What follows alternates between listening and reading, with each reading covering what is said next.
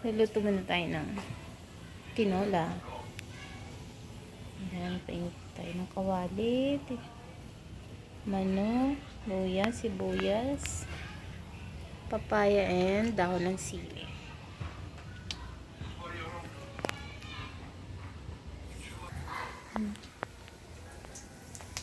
Ayan natin yung bawang. Laki ng bawang. Bawang. Mali. Sibuyas pala yun. Oh, mali.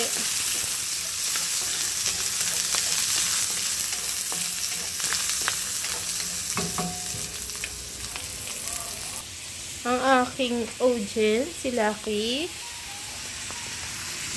Ayan na yung manok. Sasangkot ko yung manok.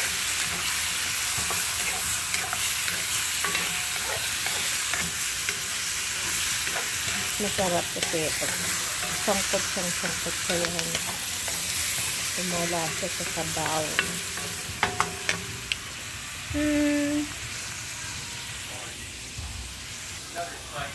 Takpan na natin ang tinola.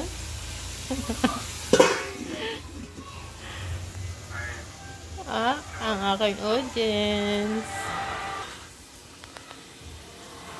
Aantayin mo yung niluto ko, Lucky. Ha? Eh, hindi ako iwan yan. Diyan lang yan. Oh.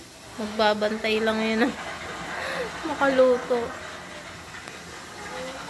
Diba, Lucky? Antayin niya maluto yung tinola. Hindi naman siya kakain ng tinola. Do, niwan ako. Yan. Yan, pagay mo ng manok, pwede na yan. Higyan natin ng sabaw. Sarap na yan. Okay lang. Higyan ng sabaw.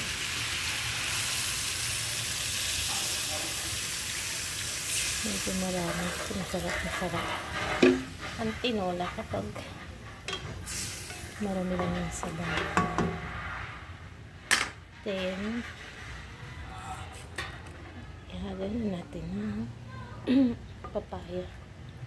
Sabaw na natin. Sabay ko na.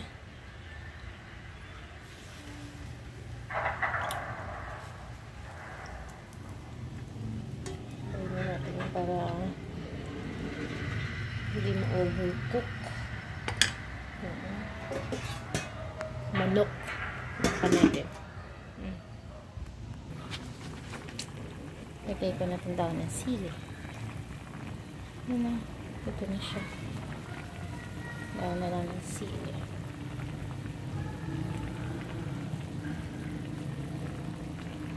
Ayan.